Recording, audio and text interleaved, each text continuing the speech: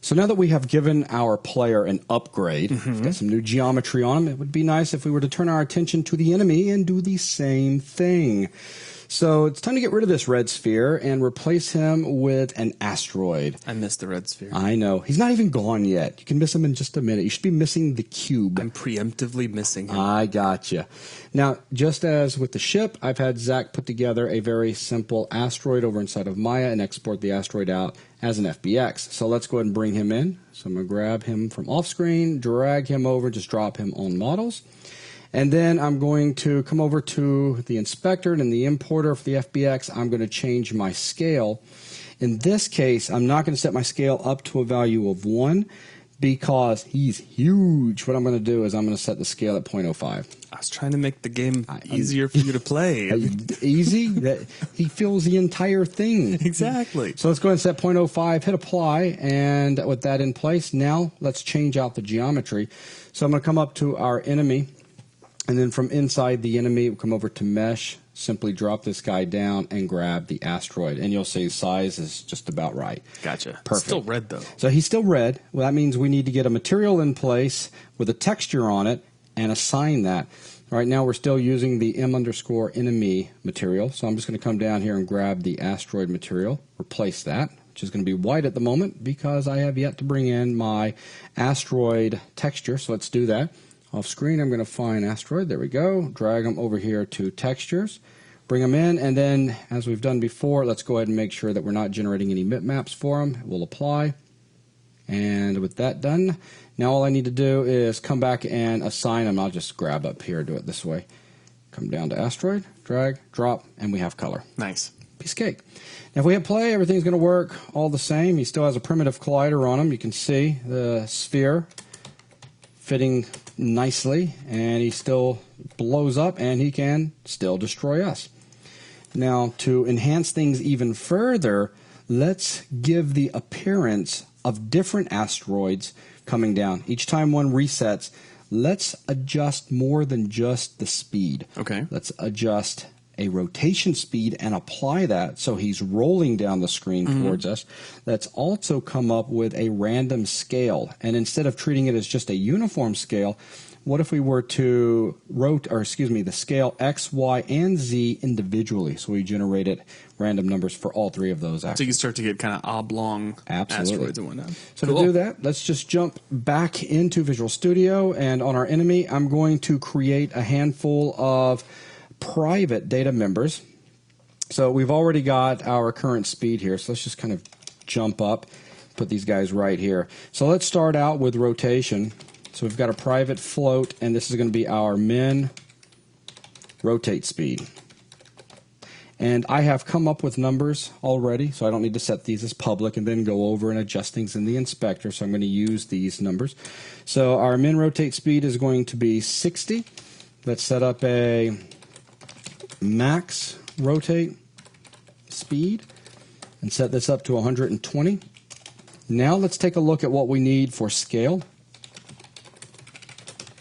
So we'll do a min scale. We'll set this guy to 0.8F. Let's do a max scale. Set this up to a value of 2. Now I need to create my current data members, meaning I've got current speed here. I need a current rotation speed and a current X, Y, and Z scale. So private float, and this will be my current rotation speed, my current scale X, and let's just copy that. So Y and Z. Yeah. Perfect. Now let's get these guys set. Now, if you recall, inside of enemy, every time we needed to set things up in regards to a speed or anything in regards to getting the player or the enemy reset, we did this call to set position and speed. Let's jump on down to set position and speed and add some stuff in here for our new rotation speed and our new scales. So we've got our current rotation speed. So for this guy, current rotation speed is going to be equal to, and we'll simply set this to, you guessed it, random.range, and we'll take our min rotate speed, excuse me, and our max rotate speed. Now we have these current scale X, Y, and Z, so let's set those guys up.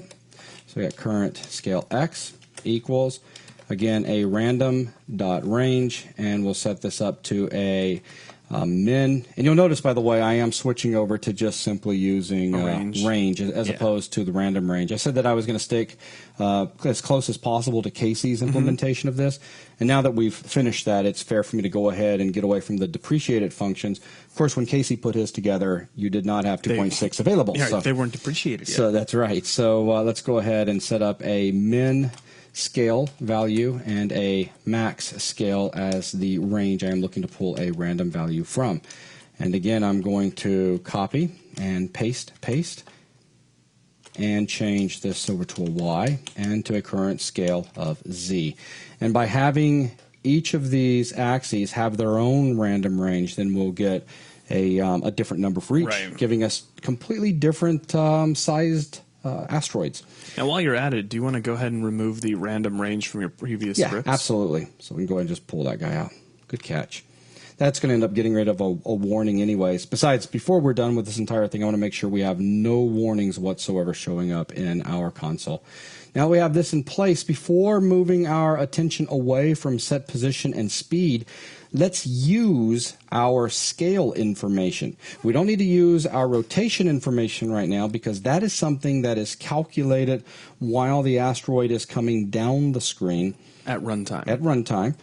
This guy right here needs to be calculated the moment he gets snapped back to the top, which means inside this function. Right, one time only thing. Yeah, so well, one time for each cycle. That's right. So we can just jump down here after we do transform. We put him where he needs to be transform-wise, or position-wise, excuse me.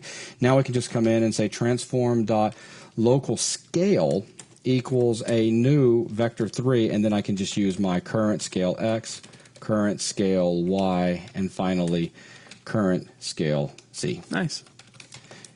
So let's save this because we can test. At the moment, we won't see any rotation, but we will see different scaled asteroids coming down the screen because we are indeed hitting this code, which is causing the scale to be set. So with everything saved, we'll jump back over here, hit play, and he's definitely larger. And it looks like a different one. Yeah. Looks like a different one. Going to stay out of the way here. Oh, look at that. Littler guy. Very nice. So this is working out quite nicely for us. It does feel like we're getting, look at the little guy.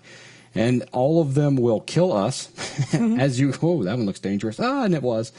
You'll notice also that the primitive collider is reshaping itself nicely to fit around our geometry. Nice. So let's get some rotation taking place. So jumping back in here. Rotation is going to be something calculated every frame, so we're going to go up to the update function where this is run once a frame. So let's jump down and set up a float for rotation speed. And you may be wondering, well, why do I need a rotation speed? Because we've already got the current rotation speed. It's because we're going to take current rotation speed and we're going to multiply it by time.delta time because we want to make sure that our rotation is based properly, the amount against a second. Check your spelling. Look at that. R-O-T-A-T-I-O-N. Yeah. That look good to you? Yes, sir. That's what happens when we record. Here we are again, by the way, on these bonus videos at just about 3 a.m. So the next thing we need to do is to use this. So I'm going to do a transform.rotate in this case. And it's looking for a vector 3 for Euler angles, which will be describing Euler angles. So this will be the amount that we're going to rotate around X, Y, and Z. And we're going to rotate only around X, but let's jump back over here into Unity and show you how we know that. So if I were to take my geometry and grab my rotate tool, you can see already that it's going to be X. I mean, you can see the blue, you can see the green. X is selected at the moment, but so you can see rotating around X. If you look over in the inspector, you'll see these numbers changing. So again, let's grab this guy and rotate him. Now we want him to rotate this direction. So if you look down in the game panel, he's rotating towards us. That'll make a lot more sense than rotating backwards.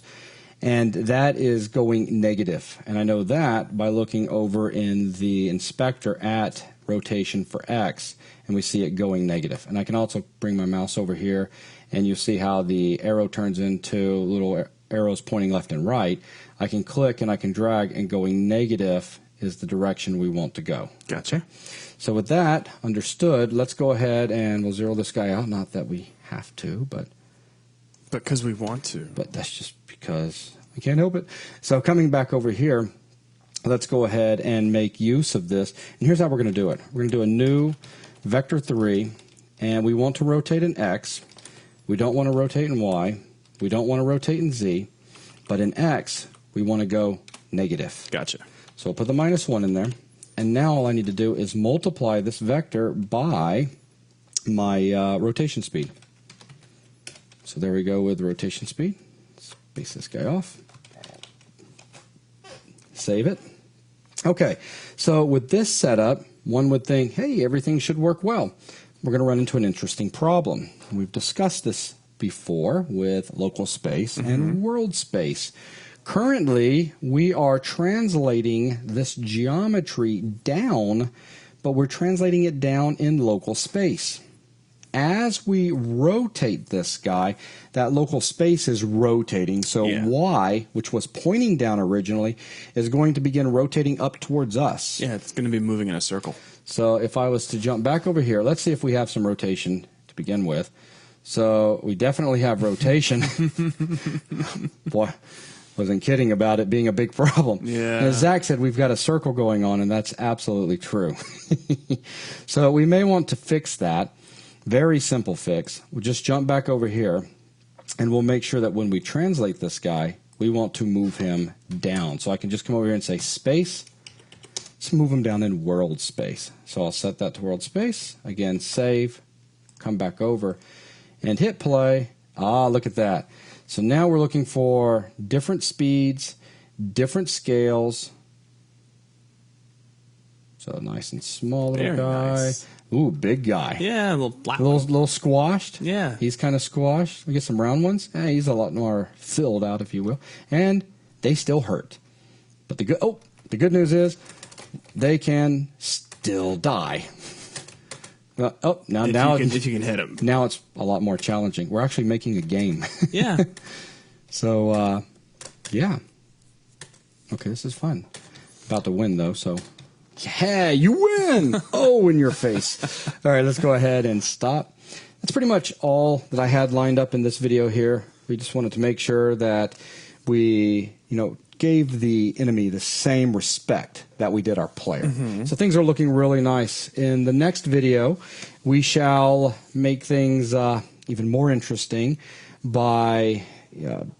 bringing in Zach's advanced rotation system. Sure. Well, when the player's when they blow up, we don't want them to just magically appear right in the middle of the screen. We're going to have them kind of slide into the screen and then be invincible for a few seconds. And to show off that invincibility, we're going to blink the player. You don't want much, do you? No, not too much. Okay, so with that is going to wrap up this video. Thanks, guys.